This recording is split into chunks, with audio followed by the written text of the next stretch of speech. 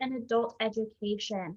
And before I hand it over to our presenters, I do just want to remind you, they want an interactive conversation. So if you have any questions or comments throughout the session, please feel free to put those in the chat or the Q&A feature.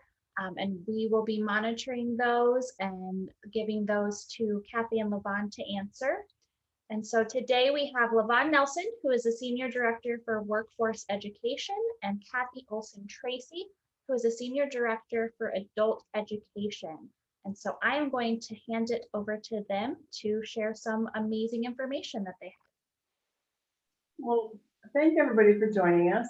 Lavon and I are really excited to be talking about apprenticeships and connecting that to adult education.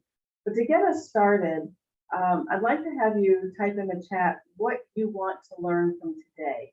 At the end of the day of wonderful conference sessions and all the things we've talked about, what brought you to our session, and what do you want to take away? So if you would put that in the chat, and then we're going to go ahead and get started. So I'd like to see your goals.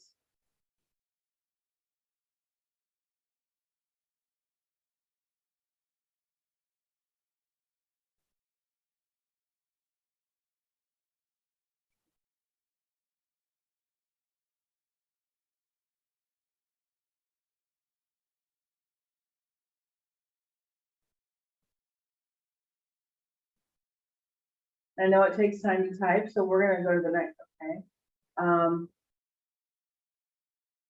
Okay, so a question for you, Lavon, as we get to it, and we'll cover these in the slides.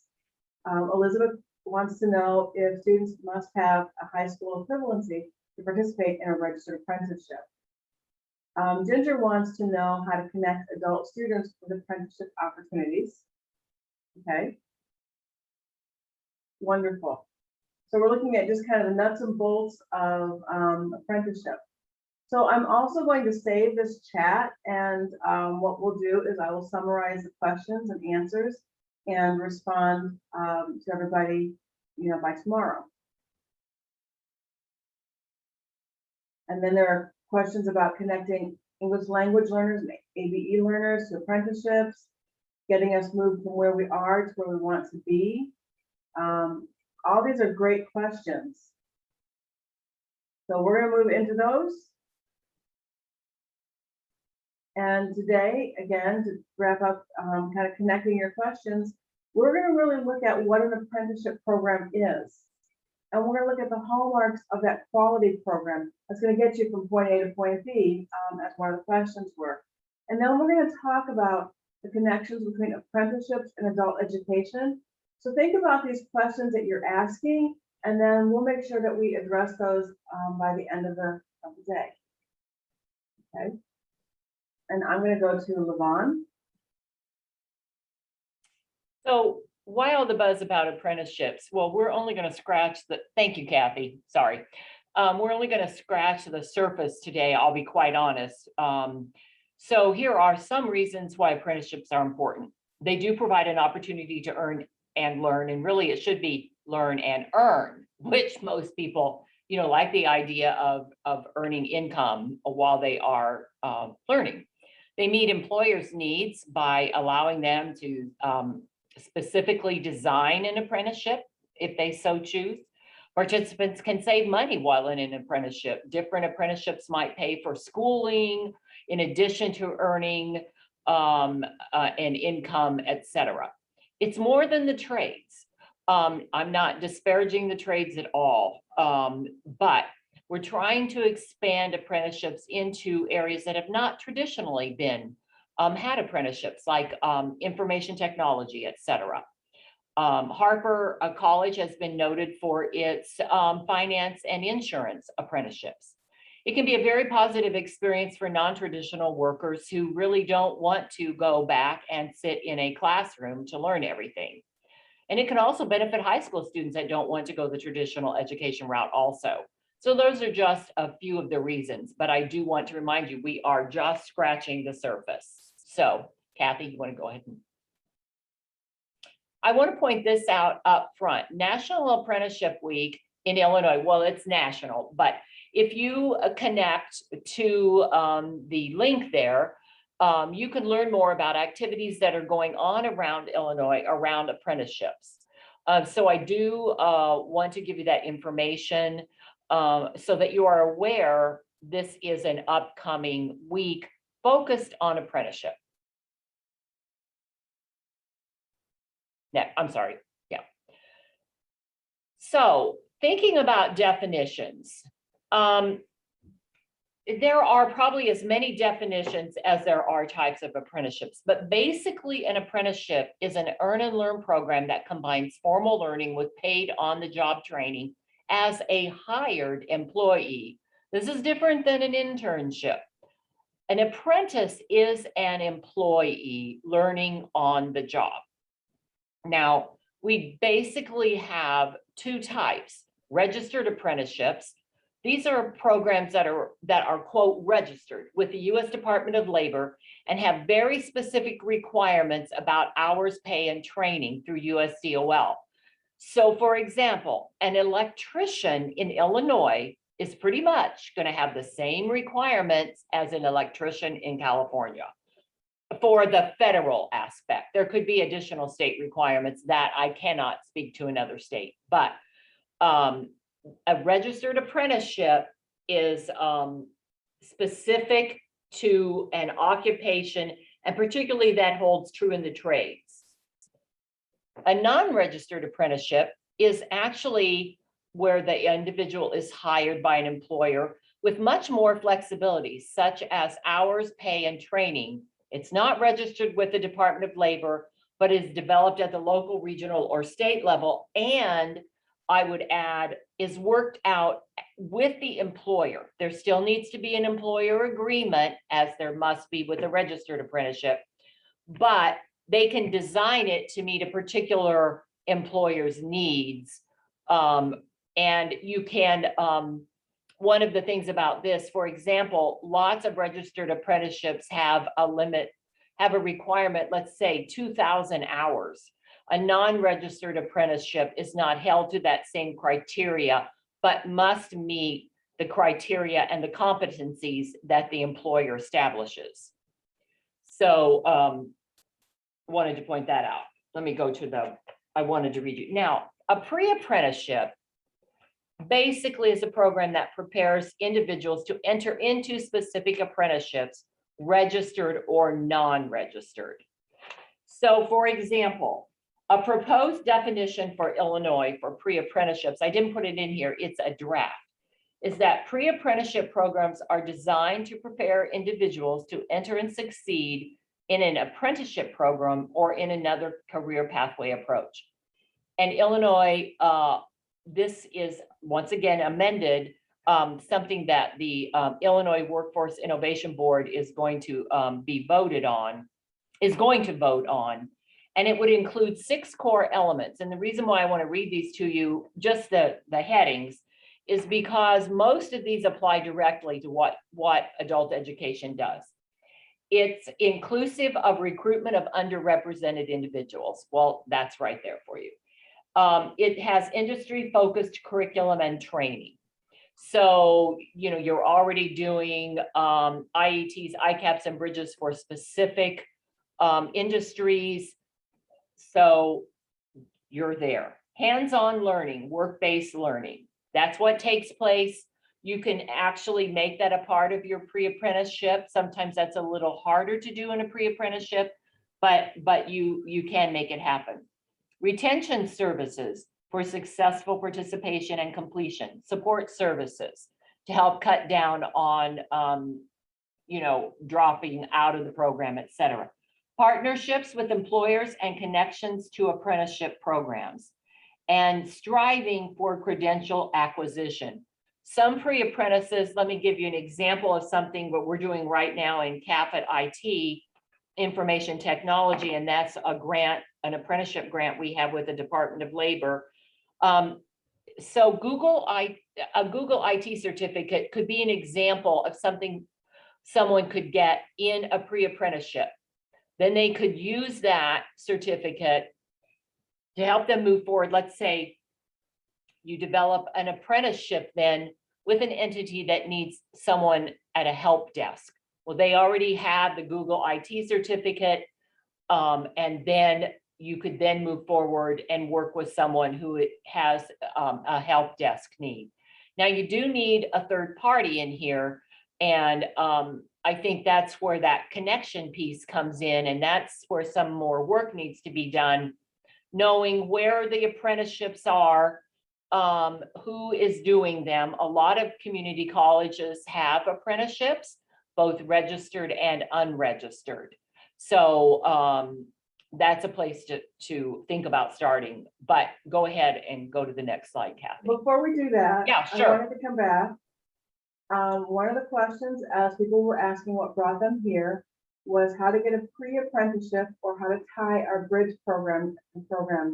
So I wanted to kind of wrap that and show that, you know, the example that was given was an IT model. So you can develop a bridge and ICAPS to some of these Google programs or some technology-based IT models, and then move into a non-registered apprenticeship. Before we move forward, I just want to pause because we talked about some pretty important information here. Some of the questions that you were asking that you wanted to do is like, how do you find student apprenticeship opportunities for students? And some of those questions that were connecting ESL ADE students to apprenticeships. So circling back this idea of that pre-apprenticeship program in adult education, connecting that student to these bridge programs that will lead them forward in the career pathway in your area. So before we go on, I wanted to circle back and see what questions you had about the definitions, about what we've said so far.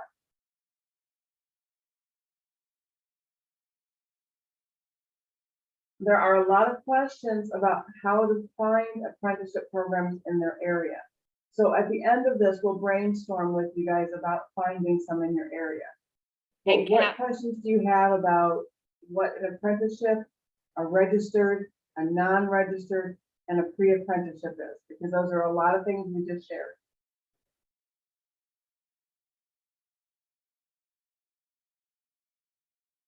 And it's not to go to your thing, Kathy, and then go to a question I see. What are some of the companies that provide apprenticeship and how do you connect with them? It's almost the reverse. You know, there's you are going to sort of work both ends. Look for companies that are doing, that have the industry, that are in the industry you're doing work in, and approach them about doing apprenticeships. So it's not that there's a list out there of companies that have, quote, apprenticeships available. Now, some would, but it's almost, unless it's a registered apprenticeship that's already in place, you are going to be creating, or with a third partner like a community college or workforce board or something like that. You might be actually creating an apprenticeship and you would need help working with employers. We'll get into that a little bit when I talk about the website that is available about apprenticeships too. That would be helpful to you. And the last question before we move on is, do students necessarily have to have their HSE to participate in an apprenticeship program? So, Lavon, do you know that students need to have their high school equivalency before? Most are going to require a high school diploma, high school equivalency. But I can't say 100% all will do that. Because many of your certificates, if you're doing a pre-apprenticeship and you know, if you're doing a certificate, that certificate might require someone to have a high school equivalency. So that I can do a little research on, but I have not found any place that said 100% they have to have a high school equivalency, but I would say most of the time they're going to. I know some of the trades may not require, but that's been changing to require a high school equivalency.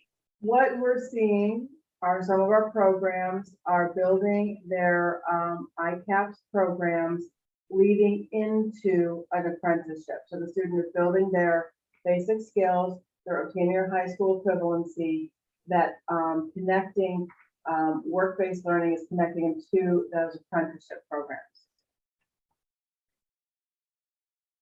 So moving on, let's Yeah, we don't need to highlight go. these 5 hallmarks. I think we talked about each of these. I just put them there as a place, so you can look at them. This is what's required for an apprenticeship program, registered or unregistered. Okay, so thinking about this, there's got to be that paid work-based component, again, the on-the-job training. And I can't remember whose ICAP's proposal I read last week, but they were looking at more of a medical transcriptionist and moving that student into their ICAPs into a medical transcription program. So they did their pre-bridge program, bridge program, working that student through there, work on the ICAPs where they would complete a program, and then they would transition them to an apprenticeship. And I can't remember which program is doing that, but I will look for the program. But there is a model that will move students through these steps. And this is just, I know we're already, yeah, so this is just information to show you registered apprenticeships statewide, just a snapshot. So when you're looking at, when you're saying who is doing apprenticeships and where are they, you can look at construction companies trades. in your area and say, okay, we know that in this field, there's a lot of work done in apprenticeships. Are there construction companies in my area that I can start building these relationships with? Agriculture or architecture and engineering, what does that look like? Healthcare and support, the model we were just talking about in that medical field. Personal care and services. So we're seeing a lot of these that are happening. And I think looking at where the apprenticeships are listed will give you an idea of what that industry has and that industry in your area. Because you might have a construction industry in your area. You might have more of an architecture depending on what part of the state you're in. So looking at this will help you find ideas for where to go and try to build those relationships.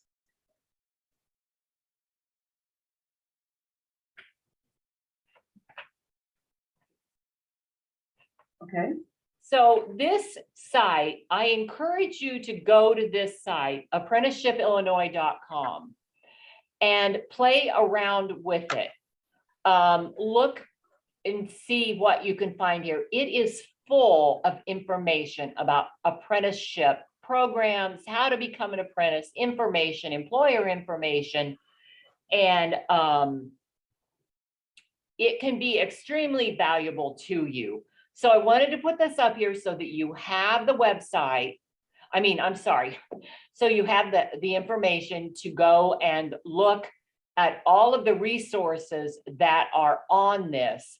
We also think that it would be good for us to delve deeper into this. I know, Kathy, I'm sure you and I talked about this, about doing some kind of a learning community around this, or something in the future throughout the year with Transitions Academy, where we delve more deeply with you into apprenticeships and connecting with adult ed. Because like I said, we are really just on the surface today, but we would like to delve deeper with something later in the year. I know we talked about that. So as we're moving forward and we're sharing these resources to introduce you to the concept of these apprenticeships and pre-apprenticeships, let's get a kind of a consensus from this group.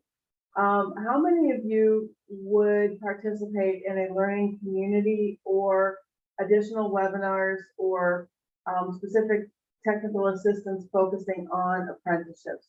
If you could just enter in the chat with a, I'm seeing some raised hands, or give me a high five in the raised hands, or a yes in the chat feature.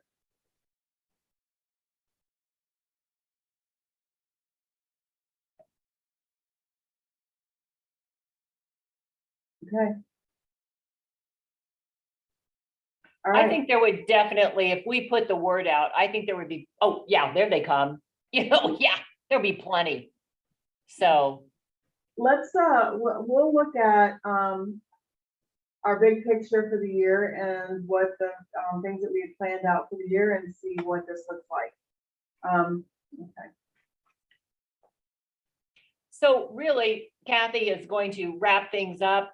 Go to the website. We'll look at trying to pull something together. I know you've got a lot of questions. Kathy already said she's going to respond to the questions. And so get something back out to everybody. So Kathy. Okay. So one of the reasons I was really excited about including this topic in this space for the Transitions Academy is this space has always been about innovation and new ideas and growing and expanding on solid foundation of work and moving forward. You know, the team from the ICCB and SIPDC have guided us from, you know, accelerating opportunities to where we are today.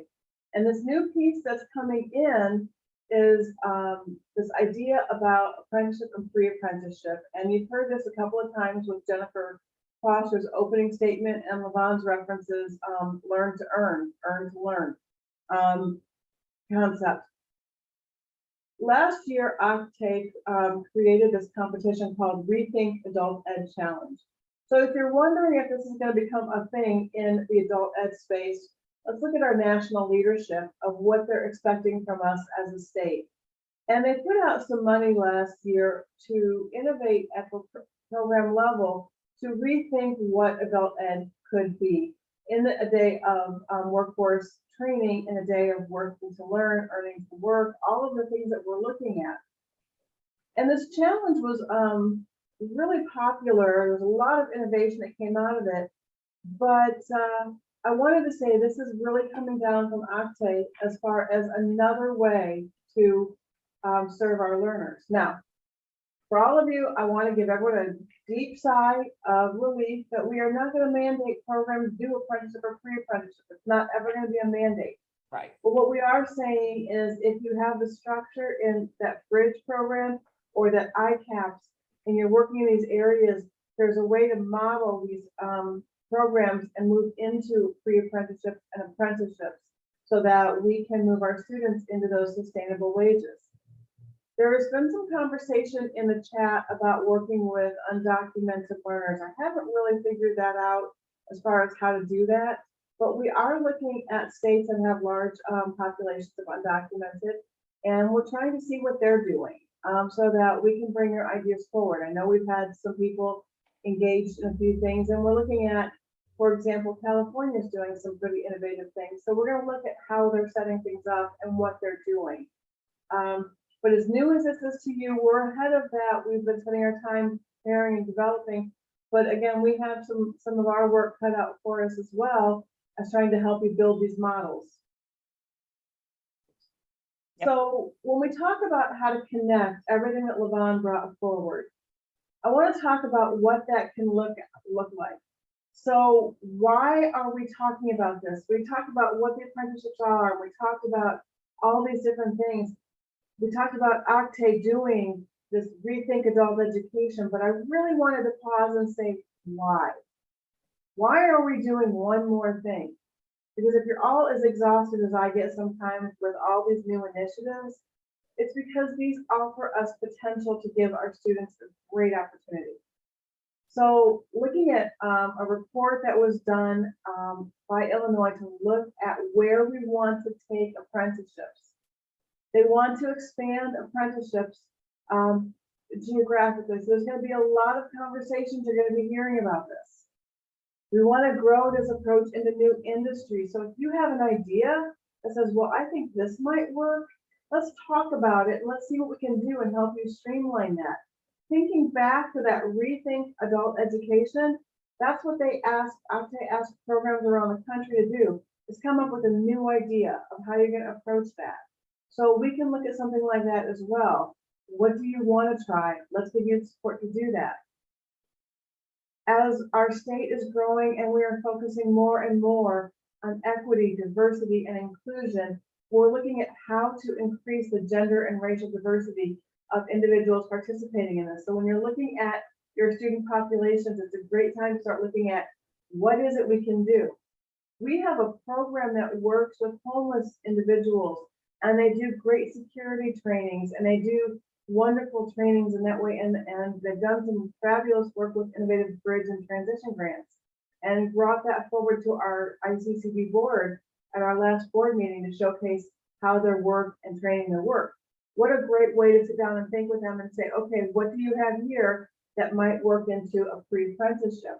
What do you have here that we could cycle into an apprenticeship? How can we support you in this process?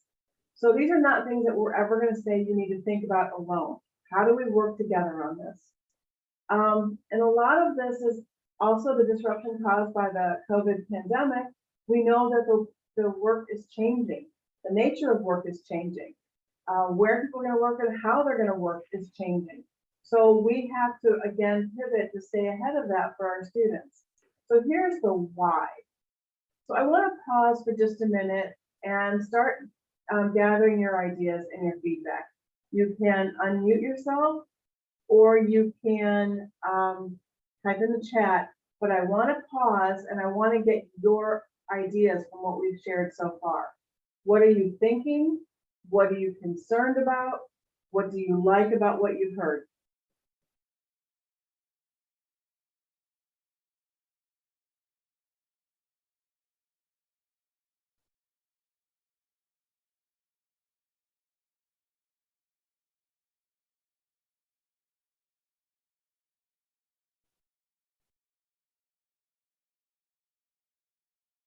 Kind of a quiet group now, end of the day.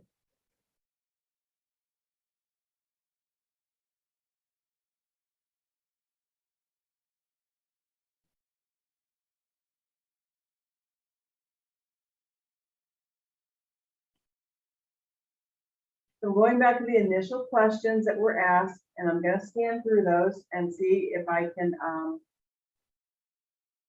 make sure we've addressed some of these.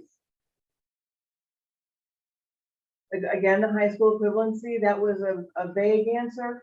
Right now, as we understand, many of the DOL registered apprenticeships may require that high school equivalency, but there's flexibility in room in the pre-apprenticeship, and we can work together on helping you do that. Connecting your students to apprenticeship is really looking at the industries in your community based on the Department of Labor who has a registered apprentice, see where they are, and then start approaching these companies and saying, look, this is work here, right? In a news release that came out today, the Illinois Manufacturing Association is working with all the colleges and doing a college tour, trying to connect to the colleges saying, we're here, we need people. So this would be a great opportunity for you at the local level to start working with the Illinois Manufacturing Association and reach out to them and say, we're here. We have students who want to work. We want to get them ready for you. Let's have a conversation. So these things can be led at the local level to try and connect those students to these apprenticeships, because we know that these manufacturing associations are looking for employees. So Kathy, we did have one new question come through regarding the need for more specifics on what an unregistered apprenticeship requires. Okay, so Lavon, can you share that? Yeah, an unregistered apprenticeship does not have any of the requirements as defined through a registered apprenticeship, but you must still, if you're going to call yourself an apprenticeship program, you must still meet those 5 hallmarks. They're still hired by the employer. It's a paid experience. They're receiving some sort of related training, instruction. The 5 hallmarks that I posted there would still be required in an unregistered apprenticeship. Now, as I spoke, if the IWIB, the Illinois Workforce Innovation Board, approves, it wasn't approved as of the time of when I received this information. If they do approve the definition that I gave, and we can, it's all draft right now, those 6 core elements would then be required or would be a part of any pre-apprentice program. And those were inclusive recruitment, industry-focused curriculum and training, hands-on learning, work-based learning, retention services or support services, partnerships with employers, and moving towards credential acquisition. So those would be the 6 elements, you know, that would be part of a pre-apprenticeship. It's in the works now, frankly. There's not been a lot of definition around pre-apprenticeship. So we are in the works of defining that world right now. So it's a great time to get in, so to speak, on the ground floor as we move forward. And as this gets approved, we can share this information. It doesn't stop you from doing the pre-apprentice. All I'm saying is that the state is putting more attention on this and wants to come up with a more consistent approach statewide. You can do a pre-apprenticeship right now. So. Okay, so what I'm seeing in the chat is that as a group, you would like more detailed information and more time to process. So our intention today was to really introduce you to this concept and what this world is looking like, why this is so important, and why you're going to start hearing more about it. And we wanted you to be aware that we can connect this. If you are an adult education provider, we can connect this with your adult education program. If you're a community college, a CTE program, or a community-based organization, we can do the same thing. Right. We can work with you to help you connect to these apprenticeship programs and find them in your area. So today's goal was to really kind of introduce you to these concepts of talking about the terminology. There's a pre-apprenticeship, there's an apprenticeship, there's a registered apprenticeship. What does this mean? And to connect it to what we're seeing in the changing landscape of education and work-based learning. So I want you to know that this is not going to be like a one and done. We're not going to introduce this and never talk about it again. This is our foundation to introduce these ideas and concepts, and we'll be doing some follow-up with webinars and conversations about work-based learning, apprenticeship, and pre-apprenticeship, and provide guidance on how you can develop these. The benefits of being a registered versus unregistered or pre-apprenticeship. So your pre-apprenticeship is really getting your student ready for these opportunities. So that might be your student who lacks a basic high school equivalency or needs to build some of those basic skills to be ready for it. So we're building those skills in that career pathway, and we're going to contextualize that instruction to that career pathway. So that's where you're getting that pre-apprenticeship concept. Very similar to our bridge program. The difference between the bridge and the pre-apprenticeship is a bridge program is preparing a student for ICAPS. A pre-apprenticeship is preparing the student for the registered or unregistered apprenticeship. That's a slight difference in where you're taking that student and where you're going to have that student land at the conclusion of their educational journey. So that's kind of where the differences are. And the difference, the benefits between an apprenticeship, let's see, what are the benefits of being a registered versus unregistered? Well, if you're going to do anything in the trades, let me put it to you this way, they're all registered. So that is already done, has been done for years and years and years. The benefits are going to depend on the individual and the employer. If the employer if there aren't registered apprenticeships in what they want to do, then you can work with a sponsor or a navigator, not a career navigator, but there's apprenticeship navigators around the state, which we'll go into at a later meeting. It was too much for this, but there are quote navigators that can help you make those links. And so it's going to depend on what's there already and what the employer wants. So if the employer really needs to have individuals and doesn't care that it's a registered, you can go ahead and create that model with them with the unregistered apprenticeship. So benefits depend on employer and student needs and what your community looks like. And we'll discuss navigators and sponsors in the next time.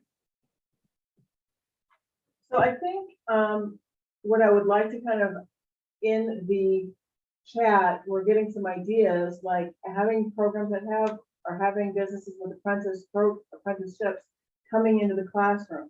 That can be in your CTE classroom, that can be in your adult ed classroom, and bringing them forward because we know that bringing guest speakers in, whether it's a virtual guest speaker, whether it's in the classroom, they want to have these conversations. We know with the great resignation that we're going through right now, that employers need us because they are coming into us. If anything, the Illinois Manufacturing Association college tour that's happening right now is really fascinating because it shows that they are really looking for skilled employees to fill the gaps that they need to have. This is a brilliant opportunity for us to reach out to them and say, we're here. We are ready to work with you. We've got students who want jobs. How do we get them to you? What do you need to bring them to the table? I would also talk about service integration. That's been a huge part of what we're leaning into this year.